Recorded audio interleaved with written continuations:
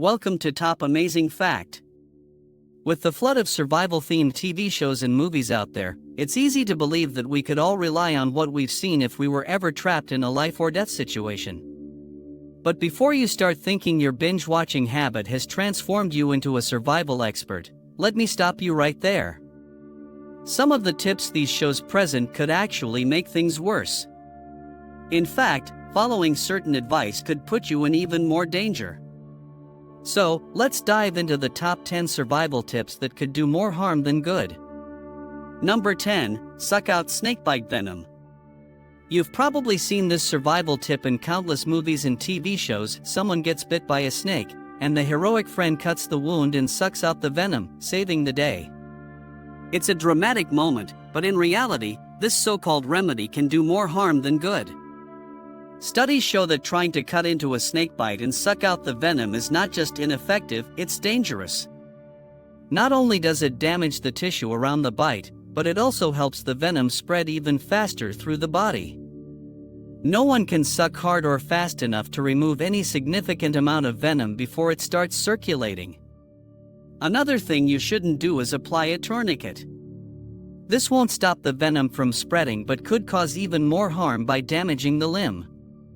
Instead of acting on these outdated survival myths, here's what medical experts actually recommend. First, try to remember what the snake looked like. This helps doctors identify the right antivenom. Stay calm and keep the bite wound below your heart to slow the spread of the venom. If you have someone with you, let them handle everything so you can focus on staying still and relaxed. Laying down can help keep your heart rate low, which also helps slow the venom's movement through your body. Don't wash the wound, because the venom residue can assist in identifying the snake. Instead, cover the bite with a loose bandage or piece of clothing to protect it from infection. Finally, get to a hospital or call emergency services immediately. If you can't call for help, walk slowly to the nearest medical facility. The best thing you can do is get proper medical treatment. Trying to handle it yourself by following outdated techniques could put your life at risk. The good news? Most snake bites, even from venomous species, aren't as deadly as they seem. Sea snakes, for instance, are known for having some of the most potent venom, yet 80% of bites are dry, meaning no venom is injected at all. And don't be fooled by the initial pain or lack of it. Some snake bites, like those from copperheads, are immediately painful, while others, like coral snake bites, might take hours to show symptoms. Number 9. Play dead to avoid bear attacks. This might be the most well-known survival tip out there, playing dead to avoid being mauled by a bear. Surprisingly, it works, but only if you're dealing with a brown grizzly bear. If you run, they'll see you as prey, and no matter how fast you think you are, grizzlies can outrun Olympic sprinters. However, if you try playing dead with other species like a black bear, it's a completely different story. In that case, you're putting yourself in real danger. Experts recommend carrying bear pepper spray whenever you're in bear country. If you come across a bear, the first move is to make yourself smaller and back away slowly without making any noise that might provoke it. If a confrontation seems inevitable, use the pepper spray directly on the bear's face. Not only will it stop them from attacking, but the residue can distract them long enough for you to make a clean escape. But if you're without pepper spray and a black bear decides to attack, the best thing to do is fight back. Black bears tend to bluff their charges and prefer easy meals over a tough fight. Stand your ground and use anything you have: rocks, sticks, fists, even your teeth. Aim for the bear's face, especially the eyes and snout, which are the most sensitive areas. Don't bother trying to climb a tree to get away, either. Black bears are excellent climbers, and you'll just find yourself cornered. The good news is that black bears are typically non-aggressive. If you see one in the wild, your best bet is to avoid contact altogether, because no amount of playing dead will save you if they see you as a threat. Number 8. It's important to find a food supply immediately. Food is important for survival, but when you're stranded in the wild, it shouldn't be your top priority. Without food, you might feel weak and hungry, but the reality is, an average person can survive for weeks without eating. Take Mahatma Gandhi, for example. At 74 years old, he survived 21 days without food, relying only on sips of water. Instead of scrambling to find food, your first priority should be water. Dehydration sets in much faster than hunger, and once you're dehydrated, your ability to think clearly and act quickly diminishes, severely impacting your chances of survival. Finding a source of clean, drinkable water is key. Once you've secured water, the next critical step is shelter. Exposure to the elements can be just as dangerous as dehydration, and without proper shelter, your situation could quickly turn from bad to worse. Food should come last. While it's uncomfortable to go without, your body can handle it for a while. So, remember, water and shelter are your lifelines in the wild. Prioritize those first, and worry about food later. Number 7, eating snow can rehydrate you. Snow is basically frozen water, and as we've mentioned, water is crucial for survival when you're stuck in the wild. So, it might seem like eating snow would be a quick and easy way to stay hydrated, right? Well, not quite. Technically, snow can hydrate you, but only if you melt it first. Eating it directly won't help you at all. In fact, it can lower your body temperature, which could lead to hypothermia in extreme conditions. Plus, snow can pick up harmful microorganisms and bacteria from the ground, which could make you sick. If you're desperate for water and can't find any other source, try to find clean, white snow free from impurities, and melt it before drinking. Remember, snow isn't a frozen treat from the store. It needs to be handled carefully to avoid putting yourself in more danger. Number 6, rubbing frostbitten skin will warm it up. Being exposed to extreme cold without the right gear can quickly lead to frostbite. A common myth is that rubbing frostbitten skin will help warm it up, but in reality, that friction can actually cause more damage to the already fragile tissue. If you do get frostbite, the first step is to get out of the cold and find shelter.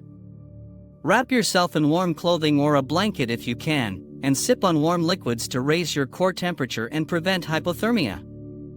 Avoid trying to warm the frostbitten area by sticking it near a fireplace or heater, as this could result in burns. If the numbness and pain don't go away, or if the frostbite looks severe, get help immediately. Severe cases can lead to the amputation of the affected area if not treated in time. Number 5, moss grows on the north side of trees. Lost in the woods without a compass? No big deal, just look for where the moss grows on the trees, right? According to one popular survival tip, moss always grows on the north side of trees. Unfortunately, if you follow this advice, you'll end up more lost than ever. The idea behind this tip is that moss prefers the north side of trees because it gets less sunlight, thanks to the sun moving from east to west. While that sounds logical, it's not reliable. In a dense forest, trees are shaded from all directions, meaning moss can grow on any side of a tree as long as the conditions are cool, damp, and shady. If you're heading out on a trip and want to avoid getting lost, it's best to rely on advice from real survival experts. Do yourself a favor and invest in a compass. Number 4, prioritize having a roof on your shelter. If you've watched a lot of survival shows, you've probably noticed how often they focus on building shelters with roofs as a top priority. It makes sense, right? You need to protect yourself from the harsh elements, whether it's the blazing sun or pouring rain. So, a roof over your head seems like the best solution. Technically, yes, but there's something those shows often overlook: building a proper bed. You might wonder, why bother with a bed? Can't I just lie down on the ground? Sure, you could, but you'd risk freezing, especially if the ground is wet. The ground gets really cold at night, and without insulation, it can suck the warmth right out of your body, putting you in serious danger of hypothermia. While having a roof is important, trees can often provide enough shade and protection on their own.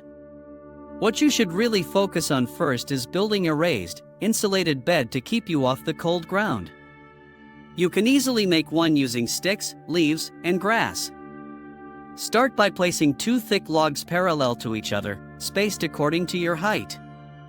Add a third log in the middle for extra support. Then, find some sturdy sticks and lay them across the platform. Now that your platform is built, it's time to insulate it. Ideally, you'd want to use evergreen branches, but if that's not possible, grass or leaves will work too. Once your bed is complete and properly insulated, then you can go ahead and build an overhead shelter like an A-frame or lean-to. But remember, keeping yourself warm is key, and that bed should be your first priority. Number 3, punch a shark to stop an attack. Shark attacks are incredibly rare. In fact, you're more likely to be struck by lightning than to be attacked by a shark. But let's say you find yourself in that situation, what do you do? One common survival tip is to punch the shark to fend it off. Sounds simple enough, right? Well, good luck landing a solid punch underwater. If you've ever tried punching in a swimming pool, you'll know just how ineffective that would be. The best way to avoid a shark attack is to swim away calmly. There's a good chance the shark hasn't even noticed you yet. But if an encounter is unavoidable, aim for its eyes. Poke it with your fingers if you can. If that doesn't work, go for the gills. Use anything you have, a camera, a snorkel, whatever's on hand, and strike the gills repeatedly until the shark backs off. And as you swim to safety, don't take your eyes off the shark. Keeping visual contact can help you stay alert to its movements and give you a better chance of getting away unharmed.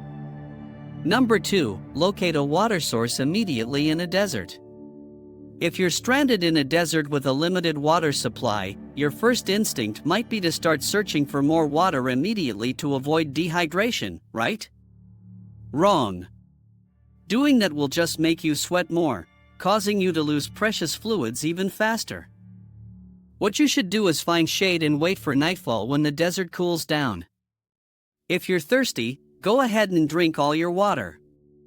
People who've died from dehydration have been found with water left in their bottles because they were rationing it. Keeping your body properly hydrated is key to survival. When night comes, that's the time to start looking for a water source. And don't be fooled by the myth that you can drink water from a cactus. In reality, cactus water can cause serious issues like diarrhea, nausea, vomiting, and even paralysis because it contains toxic alkaloids that are harmful to humans.